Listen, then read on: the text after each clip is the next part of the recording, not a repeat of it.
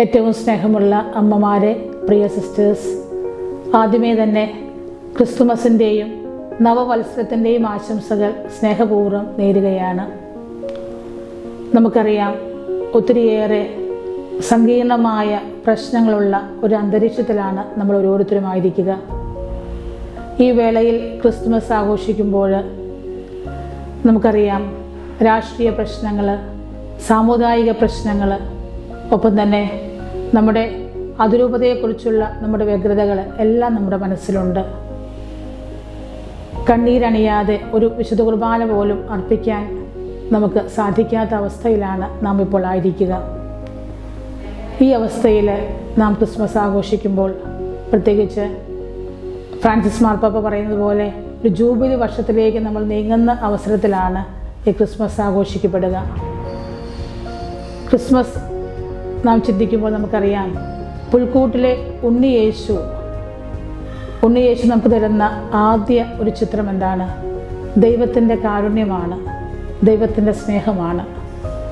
വിശുദ്ധ യോഹന്നാൻ ശ്ലീഹ പറയുന്നത് പോലെ തൻ്റെ ഏകജാതന നൽകാൻ തക്കവിധം അത്രമാത്രം ദൈവം നമ്മെ സ്നേഹിച്ചു.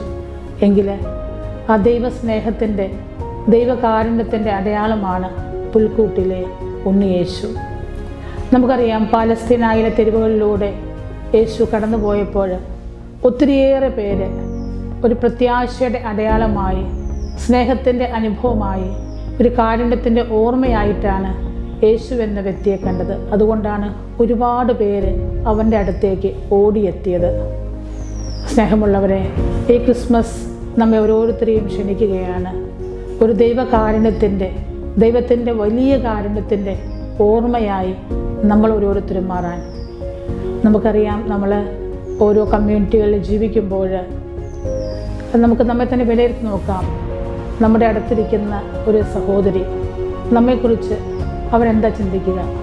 നമ്മെക്കുറിച്ചുള്ള ഓർമ്മ അവരിൽ എന്താണ് ഉണർത്തുക?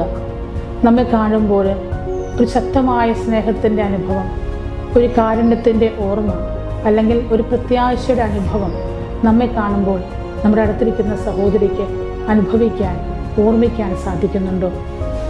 പ്രിയ സഹോദരങ്ങളെ, ഈ ക്രിസ്മസ് വേളയിൽ ഈശോ നമ്മെ ക്ഷണിക്കുകയാണ് ഒരു കാരുണ്യത്തിൻ്റെ ഓർമ്മയായി, ദൈവസ്നേഹത്തിൻ്റെ ഓർമ്മയായി, ശക്തമായ ദൈവസ്നേഹത്തിൻ്റെ ഓർമ്മയായിട്ട് നമുക്ക് മാറാൻ സാധിക്കട്ടെ എന്നാണ് ഈ ക്രിസ്മസ് നമ്മെ അറിയിക്കുക. ഈ സ്നേഹത്തിൻ്റെ അനുഭവം നമ്മുടെ സമൂഹങ്ങളിൽ, ഒരു കാരുണ്യത്തിൻ്റെ അനുഭവം നമ്മുടെ സഹോദരങ്ങൾക്ക് പങ്കുവയ്ക്കാൻ ഈ ക്രിസ്മസ് രാവിൽ നമുക്ക് സാധിക്കട്ടെ. ഏവർക്കും ഒരിക്കൽ കൂടി ക്രിസ്മസിൻ്റെ മംഗളങ്ങൾ നേർന്നുകൊണ്ട് ഞാൻ നിർത്തുന്നു. നന്ദി.